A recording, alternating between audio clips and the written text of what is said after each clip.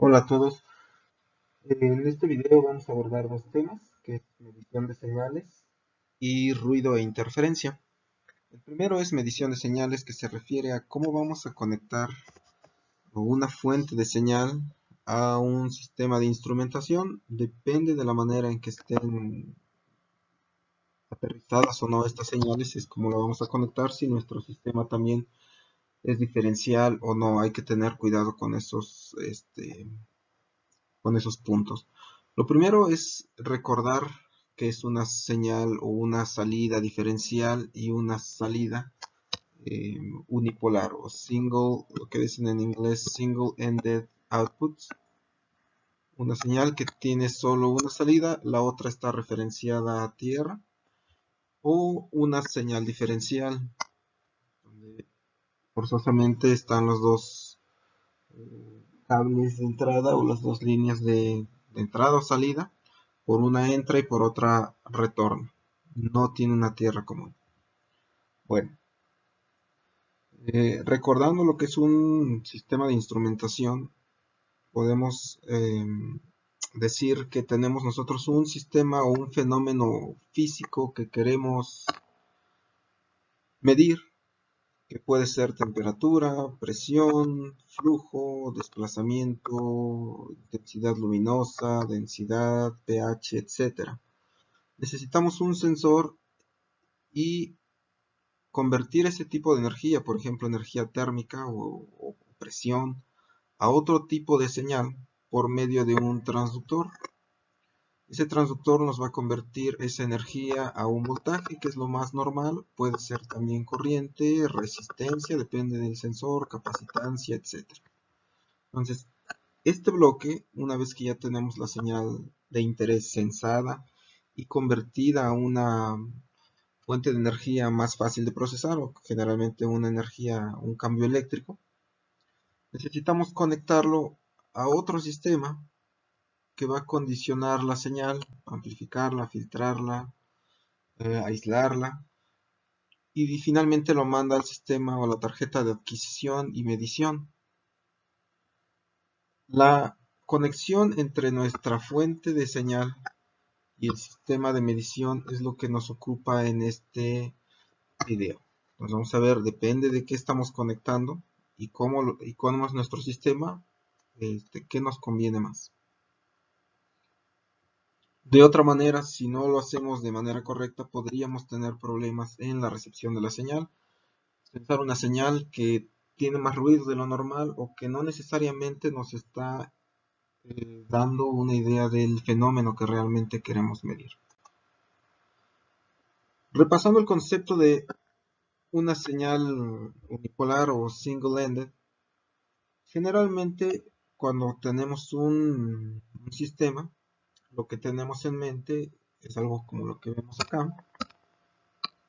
Tenemos una señal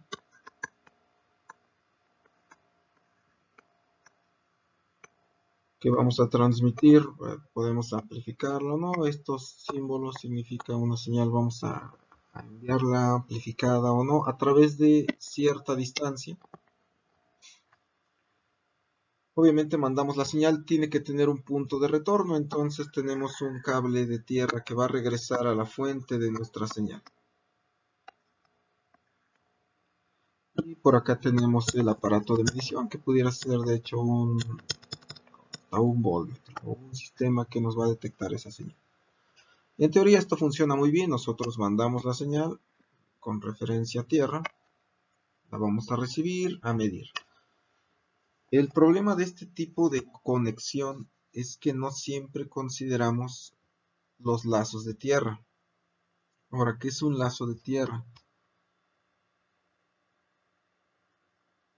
Cuando nosotros conectamos de esta manera, tenemos aquí nuestro medidor, tenemos la fuente de la señal de interés. Entonces la señal, la corriente va a viajar acá, pero el cable por donde viaja está sujeto a ruido debido a emisiones electromagnéticas u otro tipo de acoplamiento de ruido que va a generar, aquí estamos viendo por ejemplo campos magnéticos. Si le acoplamos aquí un campo magnético que nos podría generar corrientes, esas corrientes se van a ver reflejadas como un cambio de voltaje en la señal. Entonces, si estábamos mandando una señal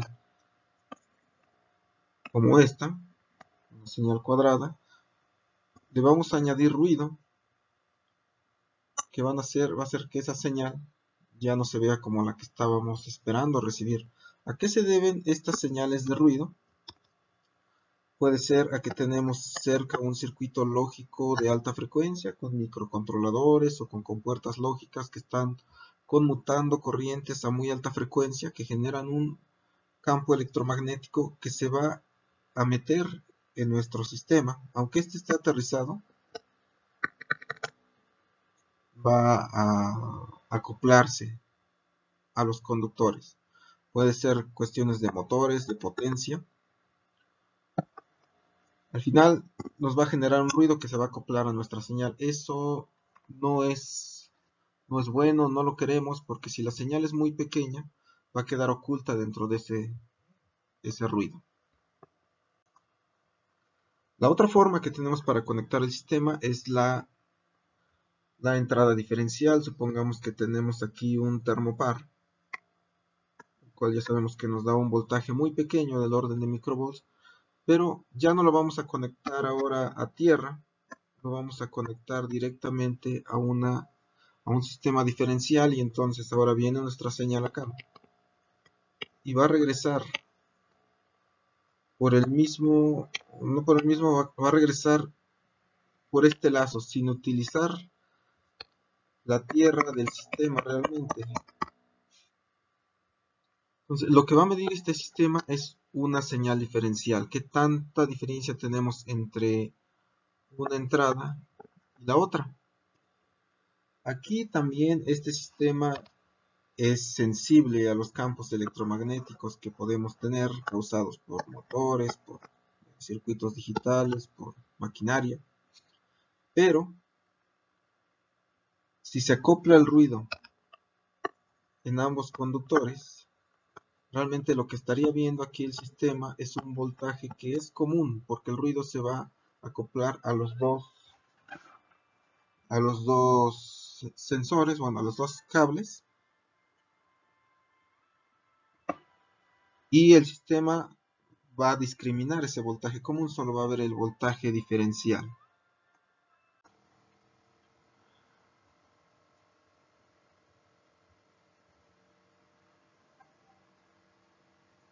Entonces decíamos, tenemos dos tipos de fuentes de señal a grandes rasgos. Una de ellas que está aterrizada, que conocemos como fuente aterrizada o grounded. Y una fuente que no está aterrizada. ¿Dónde podemos ver esto? Fíjense, aquí tenemos este signo de tierra, una tierra física. Tenemos la fuente, la salida de la fuente y su retorno.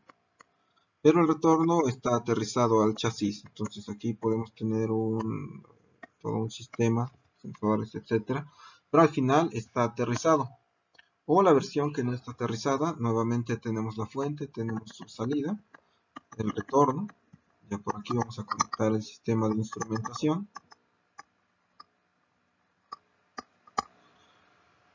Pero ahora no está aterrizada. Tiene una tierra al chasis, pero no está conectada. Entonces simplemente la fuente de nuestra señal se va directamente al sistema de instrumentación. ¿Qué diferencia hay en ello? Nuevamente aquí tenemos el mismo dibujo, tenemos la fuente. Y fíjense que esta fuente está conectada aquí, tenemos un puntito, quiere decir que está aterrizada. Y también en el sistema que va a medir,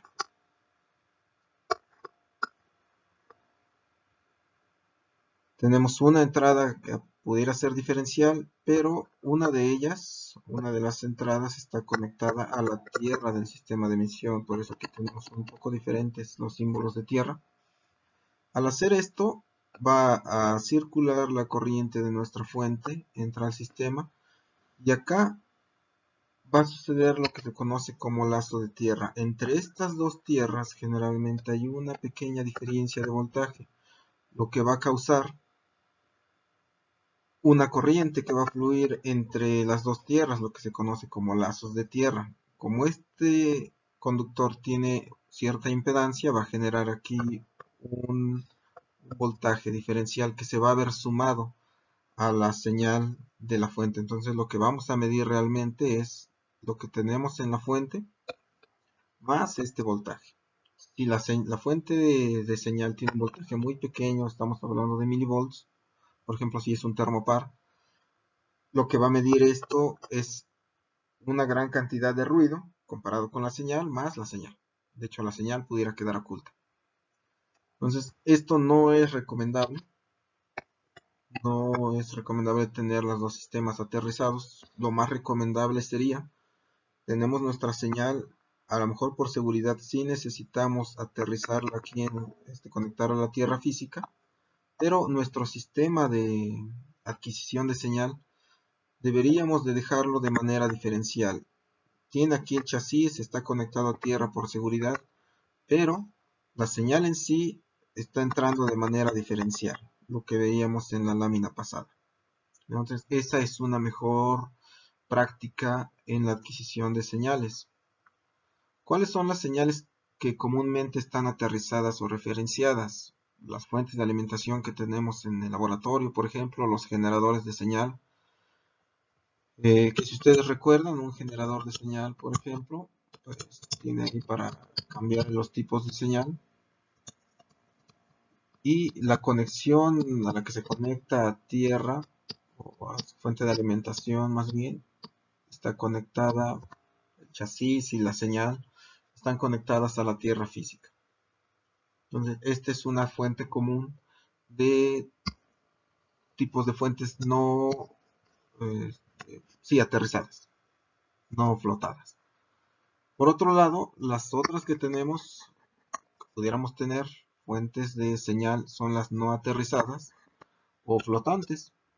Estos pueden ser potenciales biológicos, por ejemplo, un electroencefalograma o un electrocardiograma o un electromiograma. Multímetros portátiles que funcionen con baterías, termopares que nos entregan una señal muy pequeña, pero que finalmente necesitamos, o es una salida diferencial. Los transformadores en sí, por el efecto galvánico, tenemos una fuente del otro lado, del otro bobinado que no está conectado a tierra. Amplificadores de aislamiento de cualquier tecnología que estemos usando. Entonces, esas son las fuentes que no están aterrizadas, que son flotadas, algo así como esta. Entonces, tenemos este caso, o las que están aterrizadas. Entonces, esos son los tipos de fuente. Nosotros estamos interesados en hacer el sistema de instrumentación que va a captar esa fuente, que va a captar esa señal. Preferiríamos hacerlo de manera diferencial. Es lo más recomendable. Aquí lo que les comentaba, que la tierra de dos fuentes aterrizadas a la misma tierra, estamos hablando de tierra física, realmente tiene una diferencia de potencial que puede ir de 10 milivolts a 200 milivolts. Si le conectamos un termopar que nos da 20 microvolts, pues esto totalmente cubre la señal. Ahora, podemos distinguir dos tipos de mediciones. Podemos clasificarlo por dos métodos, por sistema de medición o por fuente de señal. Tenemos sistemas de medición que son diferenciales o sistemas de medición que son con terminación unipolar, que pueden ser single-ended measurement, que está referenciado a tierra, aquí la G del grounded, referenced single-ended, o que no está referenciado a una tierra, pues está referenciado a algún punto, entonces utilizamos RS. Eso es para el sistema que va a adquirir la señal. Para la fuente de la señal, podemos medir señales que están aterrizadas también o señales flotantes, no referenciadas, lo que ya veíamos hace un rato, que pueden ser termopares, o pueden ser potenciales biológicos, etc. Entonces tenemos dos sistemas, tenemos que saber si mi sistema de medición es diferencial y mi fuente de señal es aterrizada, ¿qué me conviene más? O si mi sistema de medición es unipolar y mi fuente de señal es flotante, ¿qué debo de hacer? ¿Hago flotante o hago diferencial también el sistema de medición, o lo dejo así. Vamos a ver qué pasa con una medición con terminación unipolar. Teníamos dos tipos, el Ground Referenced Single Ended, en el cual una entrada está conectada a tierra. Aquí podemos ver ese caso. Una de las entradas realmente aquí es un amplificador de instrumentación, quiere decir que es una entrada diferencial, pero conectamos una de sus entradas a tierra. Es una tierra de entrada analógica. Tal vez no es tierra física, pero está referenciada a una tierra. Y lo que vamos a obtener, o lo que vamos a medir aquí, donde vamos a conectar nuestro medidor, también está referenciado a tierra. Pero la señal que está entrando, que aquí podríamos tener múltiples sensores, entran por un multiplexor, que ya habíamos visto, los tipos de tarjetas de adquisición de datos, y todas van a entrar a la señal, a la entrada positiva. Todas ellas, cuando se multiplexen, cuando se seleccionen, van a estar referenciadas a un mismo punto, y ese punto está referenciado a tierra. Eso es lo que se conoce como GRSE, Ground Referenced Single Ended. El otro tipo es el que no está referenciado, Non-Referenced Single Ended, y lo único que se coloca es una N aquí al inicio. Aquí todos los canales siguen estando referenciados a un punto en común, pero si se fijan, tenemos un punto en común, pero no es tierra. La tierra, esta es del sistema, la salida sí se va a medir con respecto a tierra, pero todas las señales están referenciadas a un punto diferente. Esto también es común encontrarlo. Vamos a ver más adelante cuáles son las ventajas y desventajas. Ahora, si tenemos señales que ya están aterrizadas, nuevamente tenemos nuestra fuente de señal, la cual está aterrizada. Sale nuestra señal a nuestro sistema de medición. Tenemos el problema aquí de los lazos de tierra. Vamos a tener una diferencia de voltaje por el lazo de tierra. Entonces lo que vamos a medir realmente, lo que va a medir aquí nuestro sistema de instrumentación es la fuente que ya tenemos, el BS, más una diferencia de voltaje causado por el lazo de tierra. Entonces eso no es adecuado. No, hay que tratar de evitarlo en la medida de lo posible. Esta diferencia de potencial entre tierras va a causar una corriente, un lazo de corriente. Generalmente lo vemos o lo vamos a poder ver en el osciloscopio como la señal de 60 Hz. Es la señal que más se mete en este tipo de aparatos. ¿Cuándo es aceptable hacer esto? Porque seguramente lo hemos hecho y seguramente ha funcionado. ¿Cuándo podemos hacerlo? Cuando la medición o la señal de interés es de más de 1 volt y los cables de conexión, estos cables que tenemos acá, son de muy baja impedancia.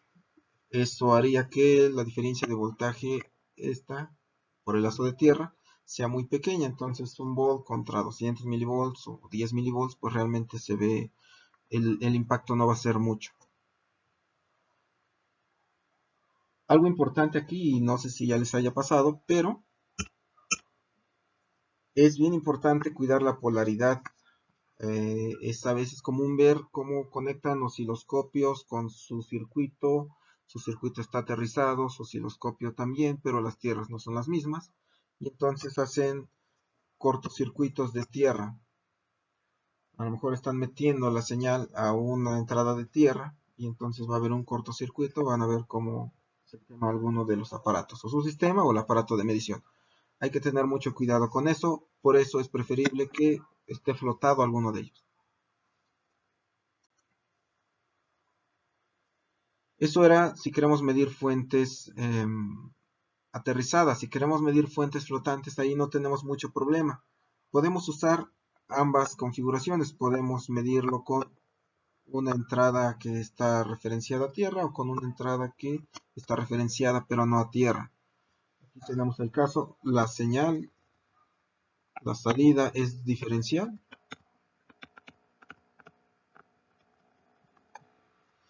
Y la entrada es diferencial, pero está aterrizada. Eso es lo más... Aquí realmente no hay tanto problema siempre y cuando nuestra salida sea diferencial. Podemos usar ambos casos. Algo que hay que tener cuidado es que muchas veces, digamos que este circuito funciona a más o menos 10 volts. Y aquí vamos a tener una salida diferencial o un voltaje diferencial de, vamos a suponer, 5 volts, más o menos. Quiere decir que este cable con respecto a este va a soportar 5 volts, pero a lo mejor cualquiera de estos, este cable con respecto a la tierra que tenemos aquí, no son 5 volts, a lo mejor son 20 volts o 30 volts. Y lo mismo este con este. Entonces, el sistema que está midiendo va a tener una diferencia de potencial mayor a la que está alimentándose. Se va a saturar. Para evitar eso, lo que se hace es colocar aquí resistencias de derivación de vías para que me garanticen que las señales ambas, fíjense que están conectadas estas resistencias a ambos cables diferenciales, van a aterrizar de alguna manera o van a poner una referencia para que el sistema de adquisición no se sature. Entonces, aquí ya no están aislados galvánicamente, pero realmente están sujetando la señal a un punto de referencia para evitar esa saturación. Eso es importante considerar. Si alguna vez conectan un sistema de este tipo y su sistema de instrumentación se satura, tal vez sea conveniente que coloquen estas resistencias para ese tipo de comunicaciones. Hay que asegurarse que el voltaje en modo común de la señal esté dentro del rango de la entrada de modo común del sistema de medición, lo que estábamos comentando acá, porque si no puede causar saturación y para evitar eso se utilizan los bias resistors, que pueden ser con valores entre 10 y 100 kiloohms para señales con altas impedancias de salida, es decir, que la corriente que va por acá es muy pequeña. En resumen, ¿cuándo vamos a usar un single-ended o cuándo no? ¿Cuándo podemos usar un sistema que sea aterrizado? Cuando las señales de entrada sean mayores a 1 volt, ahí el ruido no nos afectaría tanto. Que el cable de conexión entre señal y sistema de medición sea corto. O que no haya ruido, que lo garanticemos, tal vez está dentro de una jaula de Faraday o no hay otra cosa que le cause ruido. O bien que todas las señales del sistema compartan un punto de referencia común con la Tierra. Eso minimizaría los lazos de tierra. Pero si no es así, aquí tenemos un ejemplo de fuentes flotadas. Y ya habíamos dicho, pueden ser termopares, acondicionadores de señal con aisladores o dispositivos con baterías. O las fuentes que están aterrizadas, que pueden ser fuentes de generadores de voltaje o cualquier sistema que esté aterrizado. ¿Qué tipo de configuración vamos a utilizar? Si la fuente es flotada y la salida de mi sistema es diferencial, lo que tenemos acá, tengo una salida diferencial y a ver si puedo cambiar aquí esto, creo que no. Bueno, tengo una salida diferencial, tengo una entrada diferencial, es lo más ideal. Nada más hay que tener cuidado de colocar los bias resistor para tener un punto de referencia y evitar la saturación. Si mi salida es diferencial, pero la entrada, o más bien el sistema que tenemos es diferencial y la salida de la fuente de señal está referenciada a tierra, pues lo más conveniente es tener aquí una entrada diferencial. Si la fuente no es una salida diferencial, hay que mantener esto diferencial.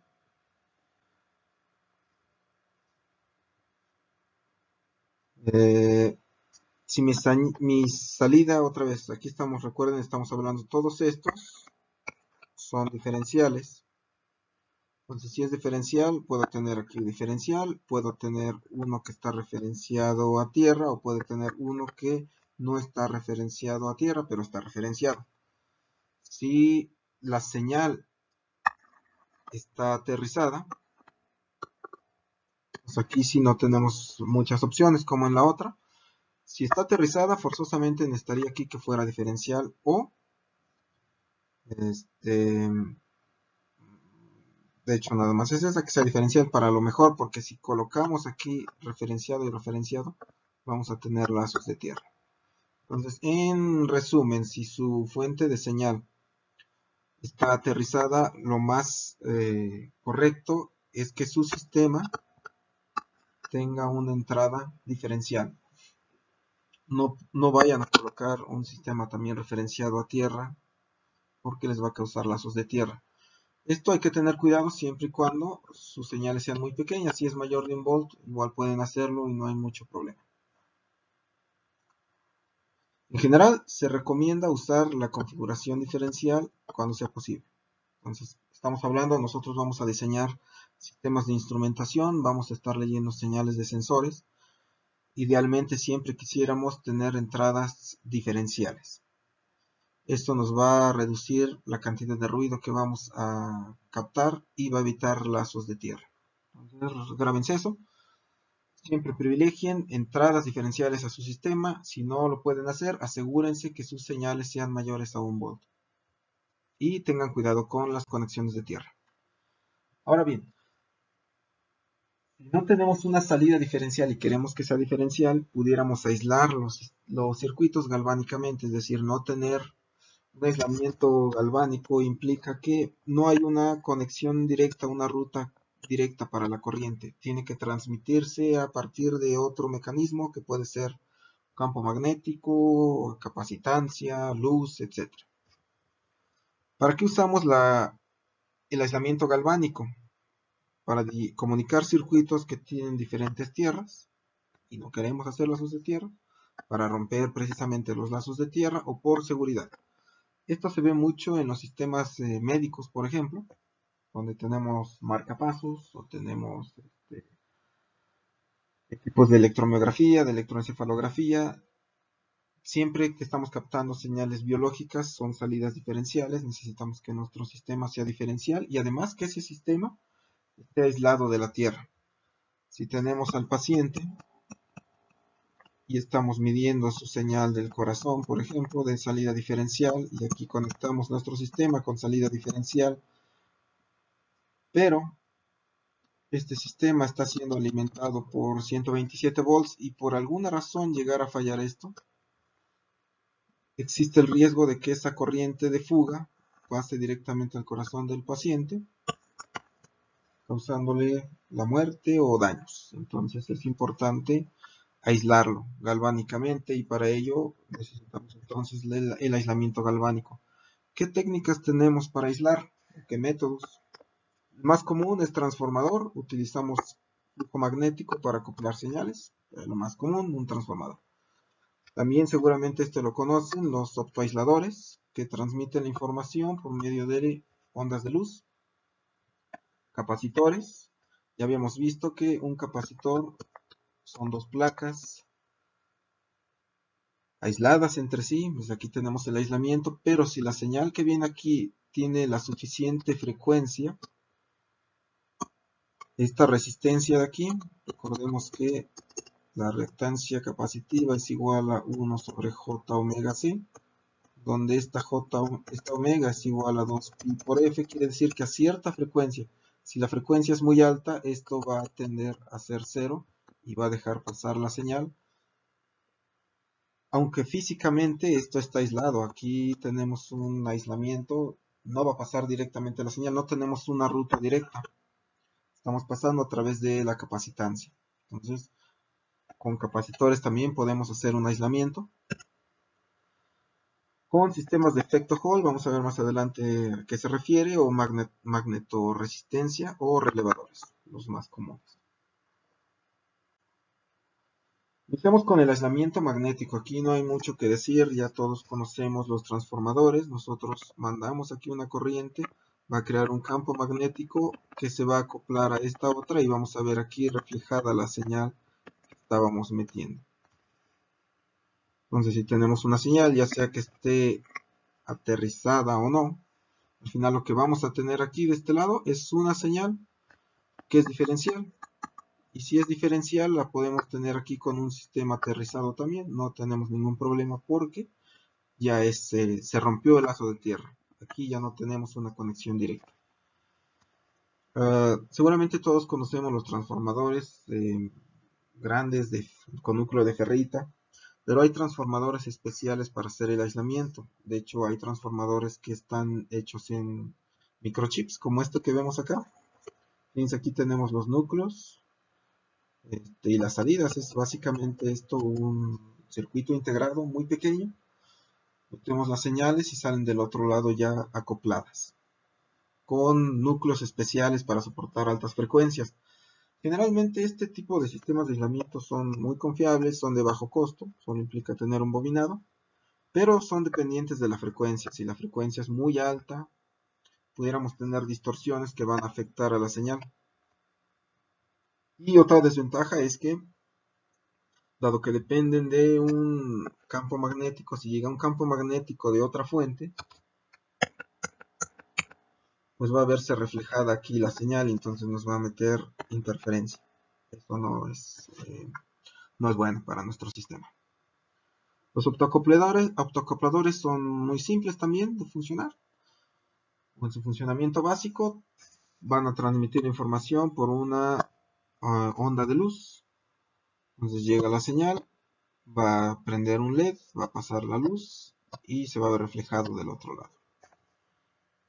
Aquí viéndolo de manera esquemática tenemos una señal, entra, al meter aquí un 0 por ejemplo y aquí tenemos un voltaje, va a hacer que se prenda este LED, va a mandar fotones, van a ser recibidos por un sensor aquí que es sensible a los fotones y eso me va a activar aquí un voltaje, aquí fluye una corriente, que esta corriente se va a ver reflejada cuando esto empiece a conducir, cuando entren fotones y entonces voy a tener aquí la salida.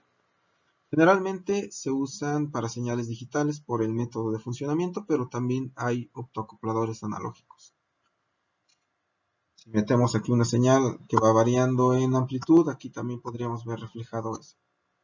Entonces, si existen también optoacopladores que permiten pasar señales analógicas o podemos usar técnicas de PWM, etc. ¿Cuál es la desventaja de esto o de este sistema? Es que, bueno, como utilizan emisores de fotones, LEDs, tienden a degradarse cuando empiezan a envejecer.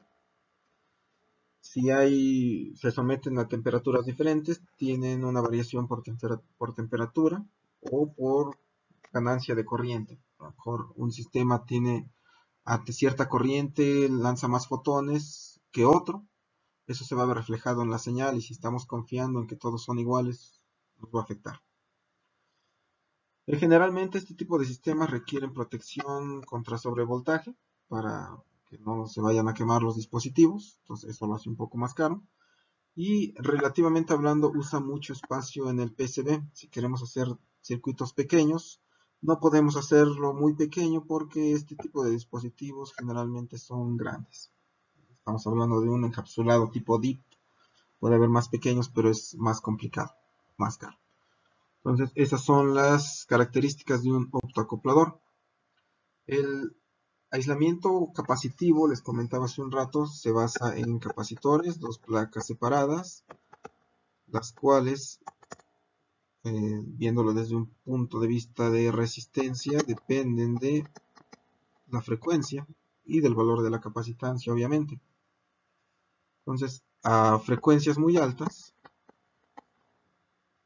el capacitor se va a comportar como un circuito cerrado. A frecuencias muy bajas se va a comportar como un circuito abierto. ¿Cómo funcionan los aislamientos capacitivos? Aquí podemos ver, este es un microchip. Tenemos una cápsula de entrada, una cápsula de salida y por aquí tenemos la capacitancia. Va a salir la señal de este lado, entra de este lado. Por ejemplo, aquí tenemos un circuito que es el ISO 7421, un chip, que tiene una entrada A, una entrada B, una salida B, una salida A. Tiene alimentación, necesitamos dos fuentes de alimentación porque tenemos dos bloques aislados y obviamente dos tierras.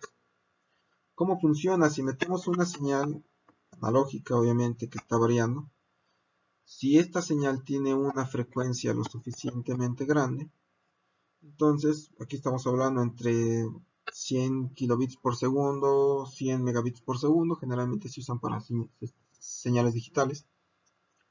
Si es muy alta esa frecuencia, pues podría pasar directamente porque los capacitores aquí de aislamiento van a dejar pasar esa señal. Pero si es una señal muy baja, de entre 0 y 100 kilobits por segundo, necesitamos modularla. Para ello vamos a usar un oscilador, vamos a convertir por medio de modulación PWM esta señal que es prácticamente analógica a una señal que está modulada en anchos de pulso a cierta frecuencia, lo cual le va a permitir pasar a través de los capacitores. Una vez que pase de este lado vamos a utilizar un filtro pasabajas para regresar esa señal o demodularla y obtener la señal original. ¿Cómo sabe el chip si es una señal de alta frecuencia o es una señal de baja frecuencia? Tiene aquí algo que se conoce como Decision Logic Circuit, un circuito que va a detectar si estamos mandando frecuencias altas o estamos mandando frecuencias bajas, y dependiendo de eso va a mandar un 1, un 0 y va a dejar pasar la salida de uno de las dos etapas. Así funciona a grandes rasgos un aislamiento, un aislador capacitivo. Una entrada, pudiéramos necesitar o no la modulación, lo demodulamos básicamente con un filtro pasabajas y obtenemos la señal de salida.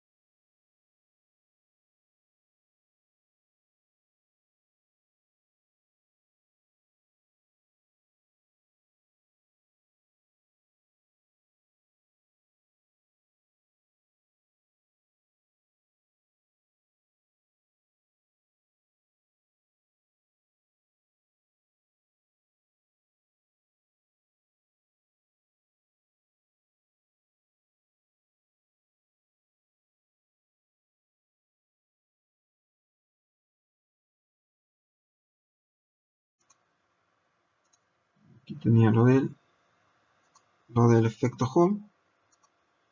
Creo que aquí tenía el video, déjenme ver, no sé dónde se fue el video. Bueno, tenía un video para ver cómo funcionaban esos sensores.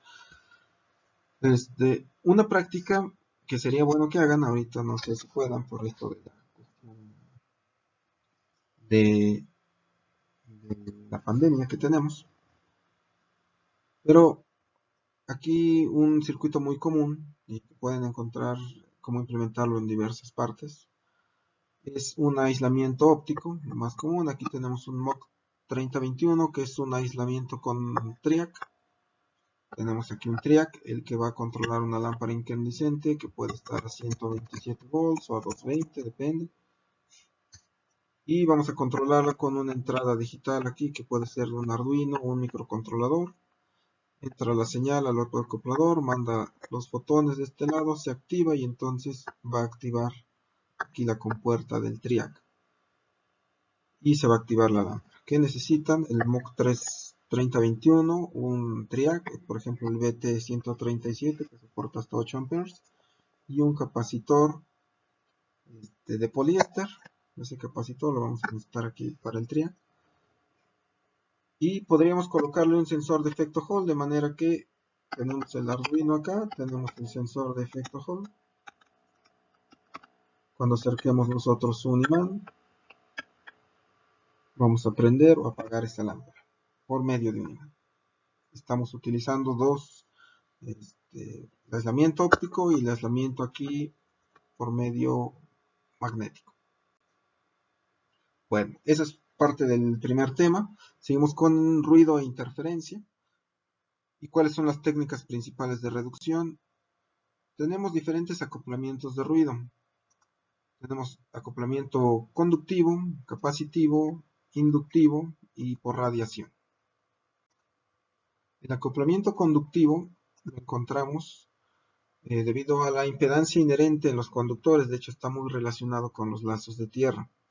Imaginen que tenemos aquí una fuente que es de 5 volts y nos puede dar bastante corriente. Vamos a poner que nos da una corriente de 2 amperes.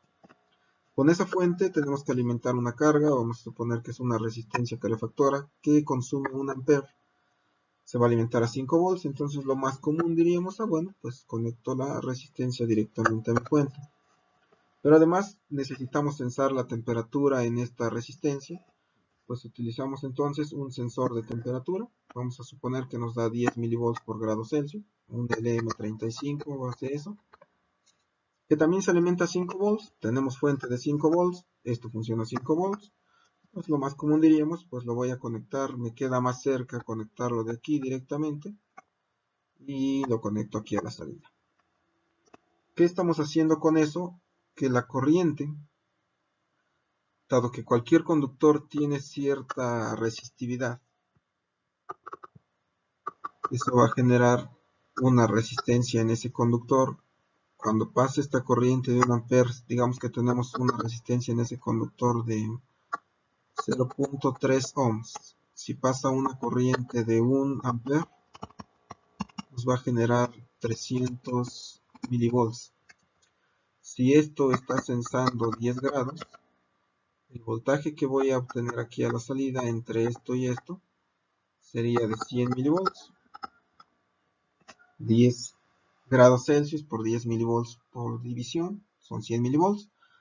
Tengo 100 milivolts, entonces lo que va a medir aquí el sensor, mi sistema de instrumentación, es el voltaje medido va a ser igual al voltaje de salida del sensor, que ya dijimos que son 100 milivolts, más el voltaje espurio, el voltaje causado por esa carga, que es de 300 milivolts. Lo que vamos a interpretar nosotros aquí son, lo que vamos a leer son 400 milivolts, la suma de ellos.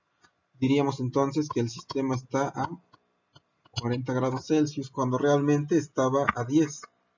¿Qué es lo que falló? Que nuestro sistema de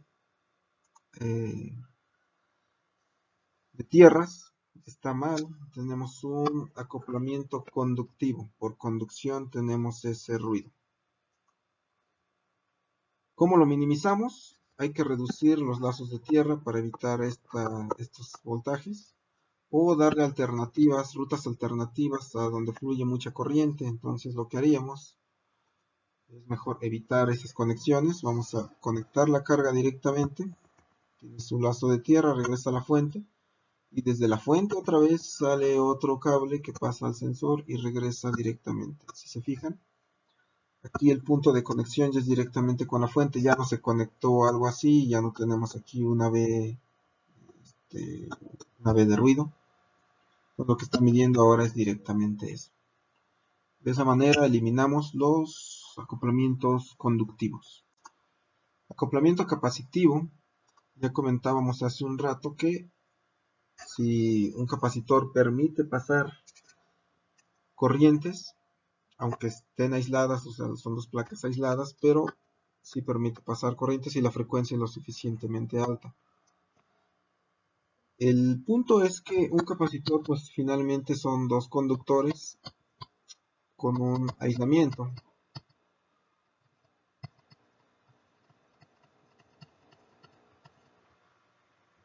Eso se puede dar en muchos casos. En una casa, por ejemplo, tenemos una lámpara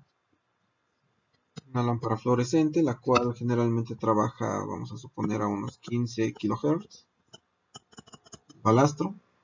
y vamos a suponer que anda una persona por aquí caminando, la cual obviamente está caminando en tierra, por lo tanto está entre tierra y aquí tenemos una fuente de voltaje conectada a la balastra que también va a tierra. Teóricamente la corriente fluye de aquí a acá, se regresa a la fuente, pero lo que estamos haciendo aquí, este es un conductor, este también es un conductor, y esto es un aislamiento, el aire. ¿Qué es lo que hemos formado? Una placa, otra placa, y aquí tenemos un aislamiento, es un capacitor. Lo que tenemos aquí es un capacitor parásito.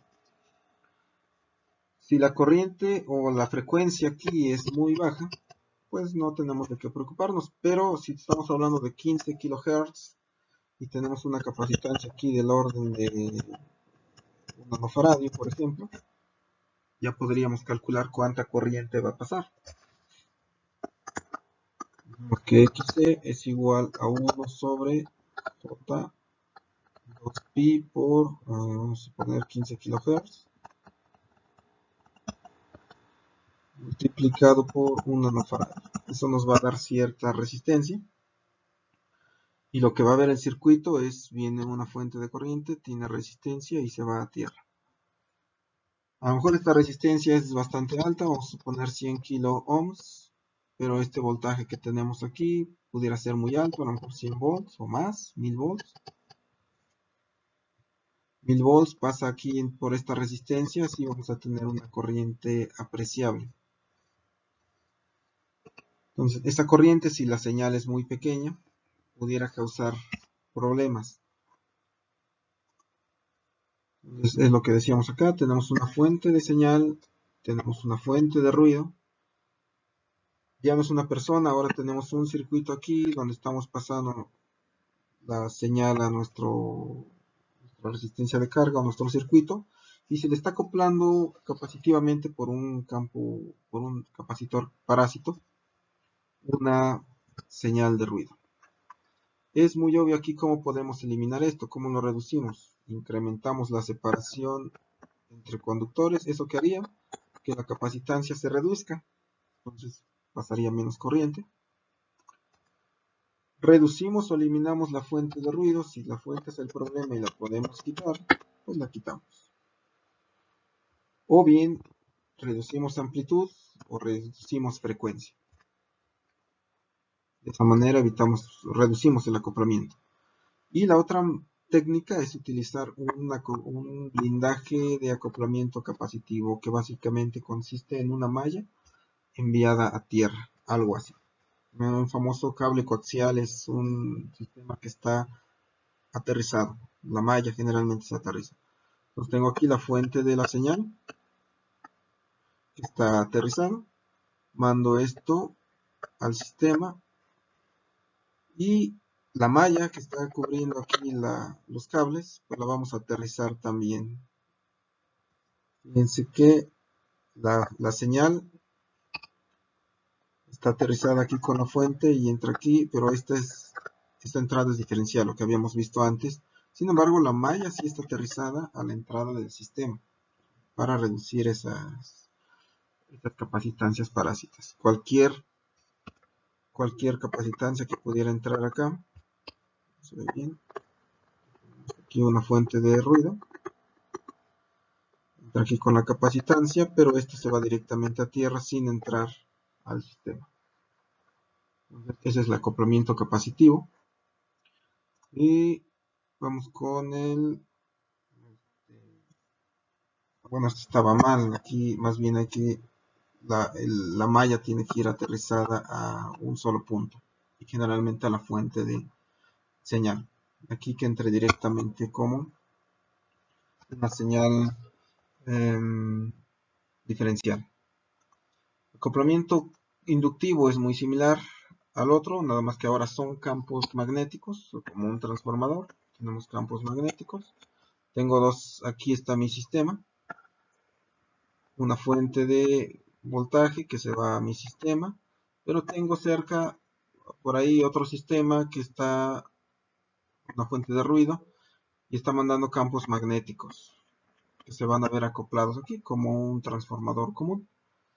De hecho, esquemáticamente lo podemos representar así. Tengo una fuente de ruido, va a estar haciendo fluir una corriente y va a generar un campo magnético que se va a ver acoplado acá y se va a sumar a mi BS, algo que no se desea. ¿Cómo lo reducimos? Incrementamos la separación entre conductores, eso reduciría el acoplamiento.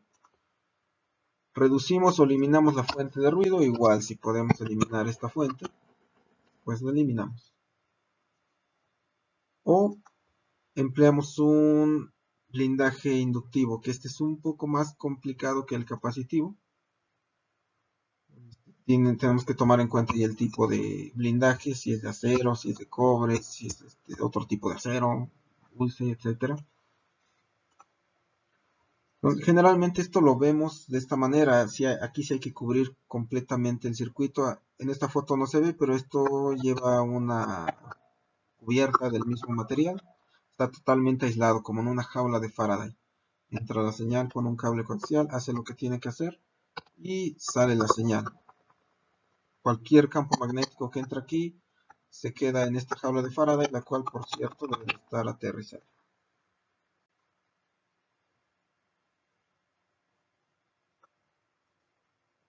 Entonces, esto en un circuito común, pues podemos tener diferentes tipos de acoplamiento, no solo el acoplamiento inductivo, sino también el capacitivo o el conductivo. Tenemos una fuente que va a mandar su señal, y aquí estamos viendo el acoplamiento conductivo. Y aquí estamos viendo el acoplamiento capacitivo. O puede ser también aquí el inductivo o el conductivo, depende de cómo esté el circuito. Este es el capacitivo.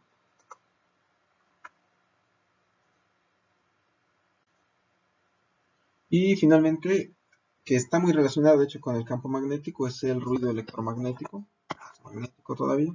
De ahí lo que se conoce como EMI, Electromagnetic Interference, que es una señal que va a interferir con la señal que queremos. Siempre tenemos una fuente de campo electromagnético o interferencia electromagnética y un receptor de interferencia electromagnética, generalmente por campos magnéticos.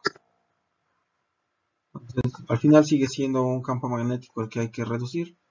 También tenemos ruido por acoplamiento o radiación electromagnética, que puede ser por antenas de radio, de teléfono, de televisión. Al final siguen siendo campos magnéticos, ya no por otro circuito, sino por otra cuestión mucho más lejana que manda radiación.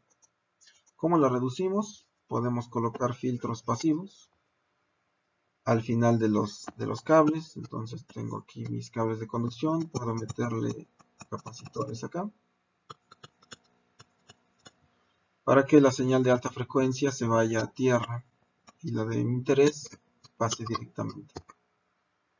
Si podemos mover la fuente de radiación, pues lo hacemos. Si la podemos apagar también, podemos blindar el circuito como vimos anteriormente, o también utilizar entradas diferenciales.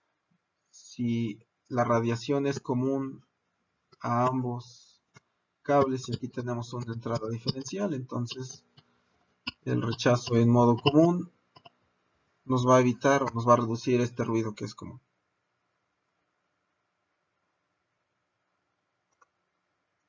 Aquí tenemos un sistema que está aislando entre varias etapas. Tenemos aquí una parte analógica, partes digitales, digital, otras cuestiones pueden ser digital, pero fíjense cómo tiene un aislamiento, una sección para cada etapa. Entonces, están tratando de aislar entre cada una de ellas. Otras técnicas de reducción de ruido puede ser la insensibilidad inherente. Podemos hacer modificaciones o arreglos a los componentes para reducir su sensibilidad. A lo mejor teníamos un chip en la tarjeta que estaba siendo atacado justamente aquí por un campo magnético. Bueno, podemos colocarlo de una manera tal que el campo magnético le afecte menos. Eso sería una insensibilidad inherente. moverlo, ajustarlo para que no nos cause o no nos afecte tanto el ruido. Otra forma es trenzar los cables. A veces conectamos un aparato a otro con cables así. Si los trenzamos vamos a reducir el área entre ellos y vamos a permitir reducir ese ruido. Podemos acortar también los cables. Eso significaría menos ruido conductivo. Blindarlo. Utilizar los condensadores de desacoplo que ya veíamos, o ya mencionábamos hace un rato, para que la señal se vaya a tierra. Generalmente se usan condensadores de desacoplo de 1 a 100 nanofaradios, es lo más común. ¿Cómo colocamos los componentes? Lo que les comentaba hace un momento. Separamos circuitos analógicos de digitales, lo que veíamos en la foto, un circuito separado con varios aislamientos o físicamente separamos las placas. Aquí tenemos, este es un cable UTP normal, fíjense cómo viene trenzado para reducir ese ruido. Otras técnicas de reducción de ruido es la retroalimentación negativa. Tiene que ver más con cuestiones de control aquí. Si hacemos una retroalimentación por medio de análisis o de la retroalimentación que tanto estamos retroalimentando, podemos compensar ese ruido. Una técnica o un circuito donde se ve mucho esto es, por ejemplo, cuando estamos adquiriendo biopotenciales. Aquí está entrando una de las señales diferenciales, aquí la otra, de la pierna derecha, pierna izquierda. Entra, pero fíjense que aquí ya cuando va al ADC, la salida que es diferencial, tiene aquí dos resistencias que son iguales, RCM, RCM, y ahí se deriva una salida, la cual se va a filtrar acá, se vuelve a filtrar, y va a entrar a una retroalimentación al cuerpo, una señal que está invertida con respecto a la señal original. Está invertida y con esto de aquí cambiamos también su amplitud de manera que está entrando el ruido que estábamos captando, se regresa y se anula de alguna manera con el ruido que tengamos captando aquí por los 60 Hz. Estos filtros nos sirven para dejar pasar solo la señal de ruido, la que no nos interesa, se está retroalimentando. Se retroalimenta y se reduce la salida. Desventaja de este tipo de sistemas, bueno, son retroalimentados, quiere decir que pueden causar inestabilidad si no se realizan correctamente, además de que, si se fijan, esto incrementa bastante la complejidad del circuito, pero podemos reducir el ruido. Aquí tenemos más análisis de cómo está funcionando esto, pero básicamente se basa en controlar una cierta ganancia. Aquí tenemos bien la ganancia esta. Con esta ganancia G1 tenemos aquí, vamos a dividir el voltaje de ruido entre esa ganancia para eliminarlo. Entonces, si logramos diseñar un buen circuito que tenga una G adecuada, podemos reducir o minimizar ese ruido. Las entradas opuestas que ya habíamos visto, captamos el ruido, lo retroalimentamos de manera opuesta y lo reducimos. Un ejemplo aquí es una compensación de temperatura en el termopar, por ejemplo. El termopar sabemos que tiene el problema de la punta fría. Nos va a generar, si aquí tenemos un voltaje por temperatura, aquí vamos a tener otro voltaje por temperatura, pero con otra unión de materiales, pero al final es un voltaje que se va a ver sumado, es un voltaje 1 con un voltaje original. Y lo que vamos a medir aquí en el sistema es el voltaje de interés más el voltaje que no queremos, el de la punta fría. ¿Cómo lo compensamos? Medimos la temperatura en ese punto con otro sensor, retroalimentamos al sistema. Si sabemos que esta punta nos va a dar 1 microvolt por cada grado, sabemos cuántos grados estamos midiendo, entonces restamos ese voltaje al voltaje que teníamos acá. O la compensación que les comentaba hace un momento, tomamos la mitad de voltaje, se retroalimenta, entra acá, se invierte y se retroalimenta para reducir ese voltaje. de ruido. Finalmente los filtros, que es una de las técnicas más usadas. Podemos usar filtros, pasabajas, pasaltas, pasabanda, rechazabanda, pasa todo. Aquí tenemos una señal de ESG que tiene una frecuencia baja, está montada en una frecuencia baja, entonces necesitamos ponerle un filtro pasa altas para eliminar este tipo de señales.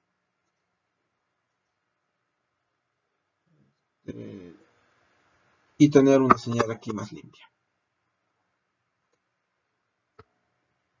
Eliminamos aquí señales. Teníamos señales de alta frecuencia, es esta que tenemos aquí, le metemos un rechazabanda, nos queda una señal así más limpia. Esta de baja frecuencia la quitamos con un pasaltas y tendremos una señal mucho más estable. ¿Cuáles son las desventajas? Cualquier cosa que hagamos al sistema para limpiarlo, pues va a incrementar la complejidad del circuito. Meterle filtros, meterle retroalimentación. Y obviamente va a aumentar el tamaño, el peso y va a consumir más potencia. Entonces, en la medida de lo posible, si hacemos un circuito inherentemente insensible al ruido, sería ideal, pero casi nunca es posible. Entonces, tenemos que recurrir a filtros u otras técnicas de eliminación de ruido. Y bueno, vamos a dejarle hasta aquí por hoy. Esos son los temas de medición de señales y de ruido e interferencia. Y también técnicas para minimizar el ruido. En la siguiente clase vamos a ver ya algunas clasificaciones de señales y vamos a entrar de lleno a los sensores. Entonces váyanse preparando porque les voy a encargar que investiguen cada uno de ustedes sobre un tipo de sensor, cómo se utiliza, cuál es la técnica o la cuestión física que está detrás de su funcionamiento. Y van a tener que hacer una exposición, ya sea en video o en vivo, y subir esa exposición a Scholarship. Bueno, pues hasta la próxima.